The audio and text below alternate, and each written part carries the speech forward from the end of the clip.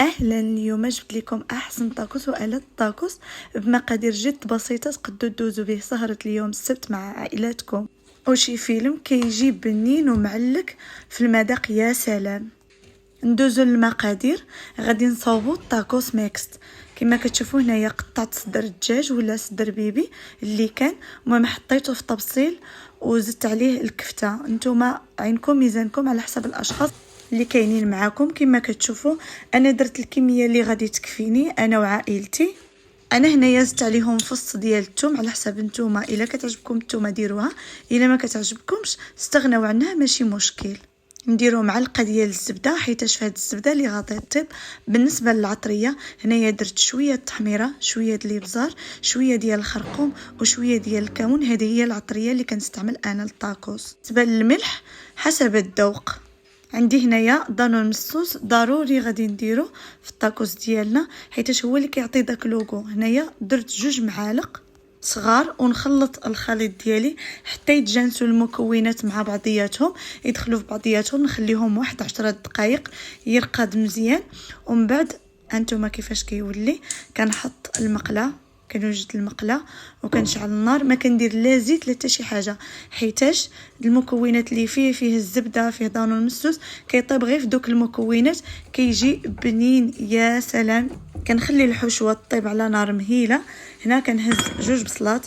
بالنسبه لهاد البصله وهاد الفلفله اللي غتشوفوا معايا حسب الذوق. انا كيعجبني الطاكوس ديالي تكون فيه البصله والفلفله، يعني كيعجبني الطاكوس مشكل.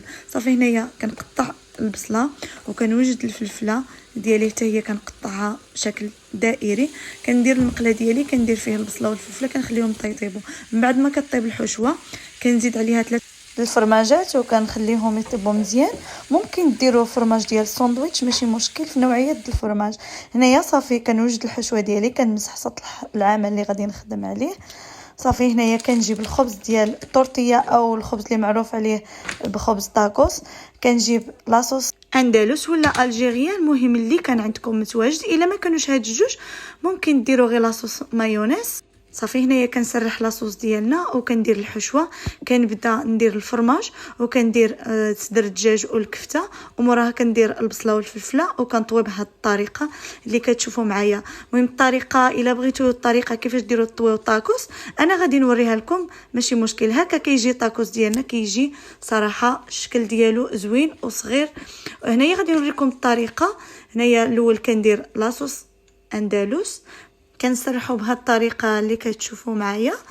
من بعد كنهز الفرماج ديال الساندويتش كنفرشو، يعني غير حبه كافيه. كنهز هنايا الحشوه ديال الدجاج والكفته ديالنا، وموراها كندير الحشوه ديال البصله والفلفله وكندير لاصوص ديالنا من الفوق. وإلا بغيتو نزيدو الفرماج نزيدو ماشي مشكل حيتاش الفرماج كيعطي واحد المذاق خطير. هنايا الطويه ديالنا بهذه الطريقه اللي كتشوفوا هنايا. كنطويو النص وكنطلعوا فوق منه النص الثاني، وهنايا كنخشيو الجناب وكنطويو بهذه الطريقه اللي كتشوفوا معايا. وهكا كيجي الطاكوس ديالنا. صافي هنايا كنديروه في الماكينه ديال بانيني ديالنا. الا ما كانتش ممكن تستغناو عليها، ديروا غير المقله وتحطوا عليها شي حاجه ثقيله. انا درت بهذه الطريقه وابخي غادي نقلبوا الطريقه الاخرى باش يجي لنا هذا الشكل مشرط بحال هكا. صراحه كيجي الطاكوس ديالنا بنين ومعلك تبارك الله ما شاء الله، واحد المذاق فيه. دوزوا به السهره ديال ليله السبت مع عائلاتكم مع شي فيلم كيجي هائل، وتفرحوا به حتى وليداتكم. هذه هي الوصفه ديال